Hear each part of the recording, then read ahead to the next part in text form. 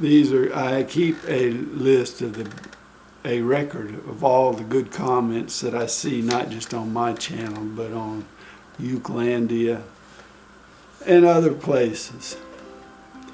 And I have quite an encyclopedia of these comments.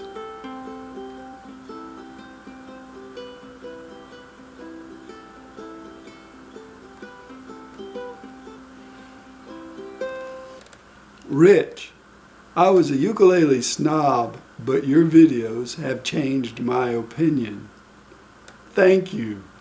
Thank you for that comment. There's hardly anything you could say that would please me more than what you just did in those short two little sentences.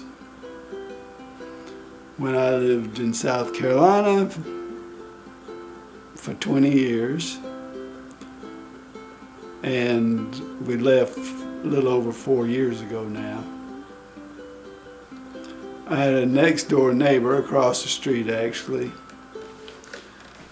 and his name was Bud. Bud was an old Vietnam War vet. I helped him write a book about, he called it Almost a Hero.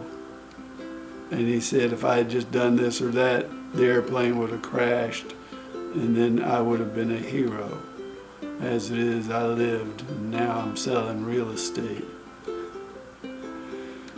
Bud was a good old boy, and he had his collection of name musical instruments. His Martin guitars come to mind. Everything Bud had, he paid top dollar for, including at the time, he had a 55 Studebaker in his garage, his expensive cars parked outside. He had an expensive Studebaker in one bay of the garage, and he had a like new 1993 pickup truck that only had like 3,000 miles on it.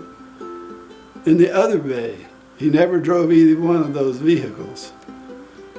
And in his house, there were lined up all of his trophy musical instruments. Now, I will say that at least Bud could play his Martin guitar and sing in a fashion a few cowboy songs. And I mean, he was not a good player by any means, but he could at least play.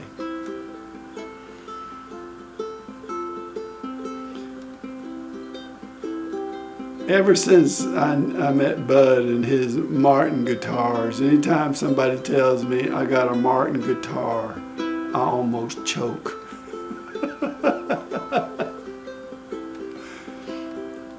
Now, I have my Yamaha digital pianos, and they cost, one of them costs $100, another one costs $250. And the other one I bought at full price back when I was new to musical instruments, and I was kind of in Bud's category where I would pay a lot of money for my musical instruments. But with a digital piano, there's lots and lots of things that a digital piano can do. It has a huge benefit over a music keyboard, even though music keyboards are amazing and can do so much more than a ukulele. But an expensive ukulele does exactly the same thing that an inexpensive ukulele does. All it carries with it is a burden. First of all, you got to live up to the name of your ukulele, and if not, you're just Bud. You know what I mean? Now, if you can live up to the name of your ukulele, then go ahead and you can be a ukulele snob. But if you can't live up to the name of your ukulele, then you're just Bud. And that's my opinion, and I'm sticking with it. But a digital piano, wow. I mean, if you end up paying $1,000 for a digital piano, which you don't have to do, wow. I mean, they played hundreds and hundreds of different voices and musical instruments and amazing things you can do with a digital piano. And you can also do those with a music keyboard, but it's not as big and the sound is not as robust and amazing. But as far as an expensive ukulele goes, until I actually have one in my hand and play it, I won't be impressed. And I doubt if I would be impressed if I had one. So there, I've seen people name people playing inexpensive ukuleles and they sound great. So, Rich, I was a ukulele snob, but your videos have changed my opinion. Thank you. I guess that is my little lot in life now. And that's what I do. And I'm happy to do that service to people.